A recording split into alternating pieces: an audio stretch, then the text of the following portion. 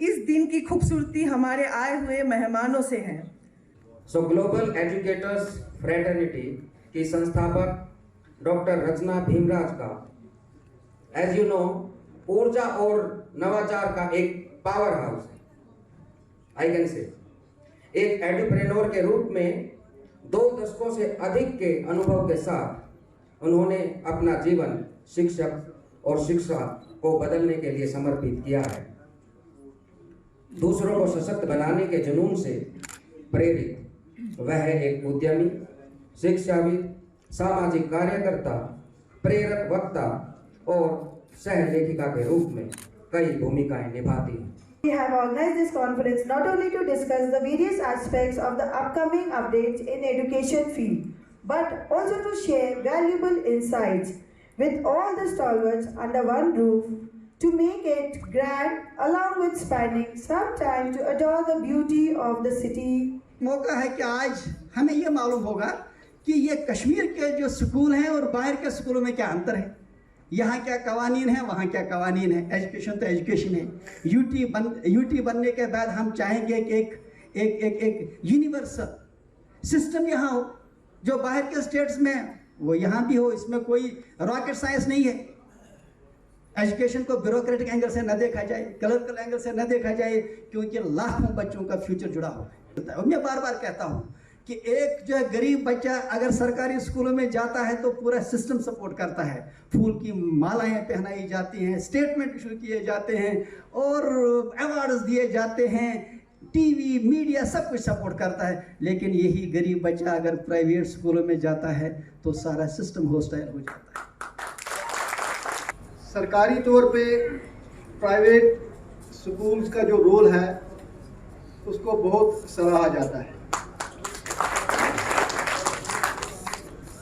जो हमारे रियासत में जो तालीम का इस वक्त मयार है, इसमें प्राइवेट स्कूल के रोल को कोई नज़रअंदाज नहीं कर सकता। और हमेशा इस बात पे चर्चा होती है कि प्राइवेट स्कूल एक अहम रोल अदा कर रहे हैं और इनको अपना रोल अदा करना चाहिए, अपने रोल में बेहतरी लानी चाहिए, क्योंकि हम इस सोसाइटी का पार्ट हैं। अभी पर्यावरण की बात चल रही थी तो स्कूल हर मामले को लेकर संजीदा है और नीसा ने एक राष्ट्रीय मूवमेंट चला रखा है कि इस ग्रीन मूवमेंट को हमने कामयाब करना और कैसे ग्रीन स्कूल्स के थ्रू पूरे समाज में एनवायरनमेंट में चेंज लाना है। ये हमने एक अपना इनिशिएटिव शुरू किया है, तो इसी से हम सभी को नमस्कार करते हैं। तो मैं कश्मीर, जिसको भारत और विश्व में अगर स्वर्ग कहा जाता है, कहते हैं कि स्वर्ग है तो यहाँ है, तो स्वर्ग की धरती पर सभी एजुकेटर्स को बहुत ही नमन करते हुए सभी का बहुत स्वागत करता हूँ। नासिर साहब का, गिलानी साहब का, वानी साहब का, हमारे अध्यक्ष जी अनवार साहब का बहुत ही ज़्यादा धन्यवाद करना चाहूँगा रचना भीमराज का जी का, जिन्होंने कश्मीर में आकर ये ऑर्गेनाइज किया, एजुकेटर्स के लिए कॉन्फ्रेंस ऑर्गेनाइज की और उनको सम्मानित करने का एक प्लेटफॉर्म तैयार किया और उनके लिए एक अपॉर्चुनिटी क्रिएट की, क्योंकि भारत वो देश है जो शिक्षक को सर्वोपरि मानता है। So let us start our discussion on NEP 2020. So I'll ask a question to Mr. Fazil Ilai. What are the challenges which we are facing in NEP 2020 or schools? So kindly tell us something about that. Challenges we face. So मैं फजल इलाही, मैं institute of advance studies in education में काम करता हूँ। Implementation के लिए पहली चीज़ जो है वो पैसा दरकार होता है। आपकी पॉलिसी जूं की तूं किसी भी जगह लागू नहीं हो सकती जब तक न उसके पीछे जो पॉलिसी के लिए खर्चा होना चाहिए इम्प्लीमेंटेशन के लिए, चाहे असातिज़ा को ट्रेन करना हो, मिड लेवल प्रैक्टिशनर्स को ट्रेन करना हो, या डाउन द लाइन जो बाकी रिसोर्सेज हैं वो डिप्लॉय करने हो। जावेद साहब से मैं ये पूछना चाहूँगा कि what is the resistance coming and from where the resistance is coming? Challenges. I have been a teacher for plus 20 years now, and I haven't seen just a 10% of change in our classroom settings. Our classrooms are the way they have been throughout. The only thing that has changed probably, that is the blackboard has changed into the white, and the marker and this marker has replaced our previous chalk. Mr. Aslam, can we know about the potential? What is the potential behind this NEP 2020? And what is the collaboration with the parents? See, yes, definitely if we talk about the Kothari Commission or so many policies, all these policies say that we are shaping the students inside the classrooms. Myself, Aslam Parvez. I am working as a principal in Alexandra School, and before coming to this school, I was in Kerala, and before that I was in the Kendriya Vidyalaya Secretary. I retired from the as a principal. So many workshops and here, but I come to the now NEP. In very short, I will tell you the 4 words for the NEP: equality, quality, affordability, and accountability. These are 4 main bases of the NEP. So, Mr. Mohsin, I would like to know what is the relation between this NEP 2020 and AI, artificial intelligence? How they are going to enhance? Everyone. My name is Sheikh Mohsin Iqbal and I'm the chairman of DPS Baramulla. And unlike the other jury members, I'm not an educationist, so let me be very clear on that. I come from a different school of thought. Basically, the gist of NEP and artificial intelligence, I mean, these are 2 different areas if we talk about. But I'll just give you an insight of NEP because we just read it after it came into existence.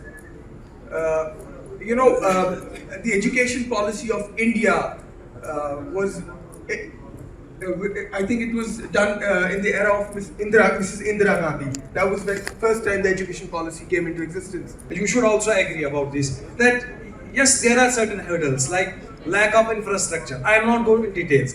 There is lack of infrastructure and resistance from parents community, teachers, old patterns, you will see that.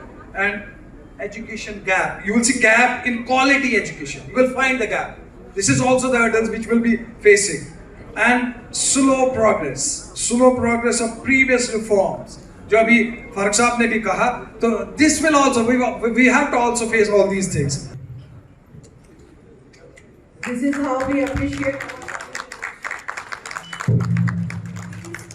काम चल रहा है, यहाँ पे बच्चों को honour किया जा रहा है.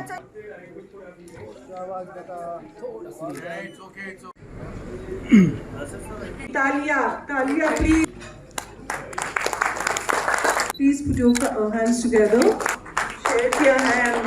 I hope that if you follow his instructions, please put your hands together.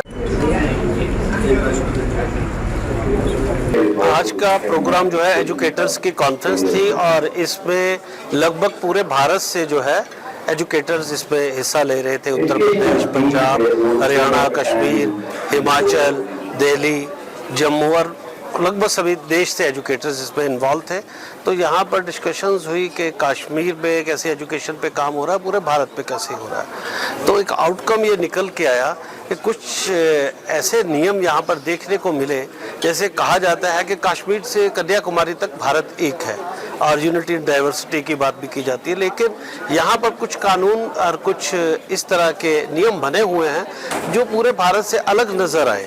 जैसे एक केमिकल एनओसी की बात आई कि यहाँ केमिकल एनओसी लेनी बहुत ज़रूरी है और जिसपे बहुत ही दिक्कत प्राइवेट स्कूल्स को पेश आ रही है, जो पूरे भारतवर्ष के किसी भी प्रदेश में अगर भौगोलिक रूप से भी देख लें कि वैसे तो इसका भौगोलिक रूप से कोई संबंध नहीं है कि कश्मीर हिल स्टेशन है तो यहाँ केमिकल को ज़्यादा नुकसान करेंगे और रेगिस्तान में नहीं करेंगे या जो है नॉर्थ इंडिया में नहीं करेंगे, तो सभी में केमिकल्स का एक ही जो है इफेक्ट होता है। तो ऐसी कोई एनओसी पूरे भारतवर्ष में नहीं है।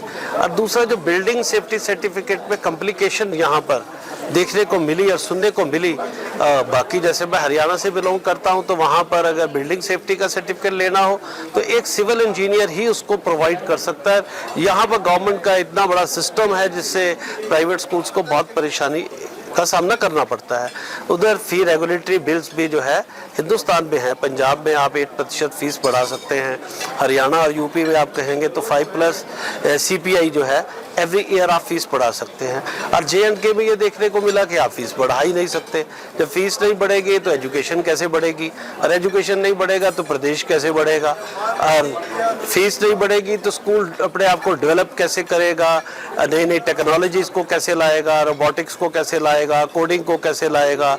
न्यू टेक्नोलॉजीज और मेथड्स आ रहे हैं, वैदिक मैथ्स की बात की जा रही है, तो कैसे अपने स्कूल में इम्प्लीमेंट करेंगे। तो आउटकम निकला कि कश्मीर में ही वही नियम होने चाहिए जो भारत के दूसरे प्रदेशों में। जब हम कहते हैं कि भारत एक है कश्मीर से कन्याकुमारी तक, तो फिर नियम भी तो एक जैसे होने चाहिए। यूनी ग्लोबल इंटेलेक्चुअल्स फाउंडेशन की तरफ से ये प्रोग्राम आज जो हुआ, इसका बुनियादी मकसद एक तो एजू लीडर्स को एनकरेज करना है, उनको अवार्ड्स देने हैं, और दूसरा एजुकेशन पे बात करनी है कि NEP के क्या चैलेंजेस हैं और कैसे NEP को ऑन ग्राउंड लागू किया जा सकता है, उसमें किस स्टेक होल्डर का क्या रोल है। तो हम रचना जी के बहुत ही मशहूर हैं कि बॉम्बे से ये आई और उन्होंने कश्मीर को चुना, यहाँ इतने दिनों से लगातार रही और इस तरह से ये प्रोग्राम ऑर्गेनाइज किया जिसमें आज रेप्यूटेड एजू लीडर्स आए हैं, जम्मू डिवीज़न से, पीर पंचाल से, चिनाब वैली से, कश्मीर से, तीनों डिवीज़नों के reputed education leaders, reputed schools यहाँ पार्टिसिपेट कर चुके हैं, जिसमें आज एजुकेशन पे बात हो रही है और एजुकेशन के साथ साथ एजू लीडर्स को अवार्ड दिया जा रहा है। असल में हम चाहते हैं कि जम्मू कश्मीर में भी वही पॉलिसीज़ लागू हों जो पॉलिसीज़ मुल्क के दूसरे रियासतों में हैं। वो तभी मुमकिन है जब यहाँ के अफसरान को भी पता चले कि बाहर क्या क्या बेस्ट प्रैक्टिस हैं एजुकेशन में।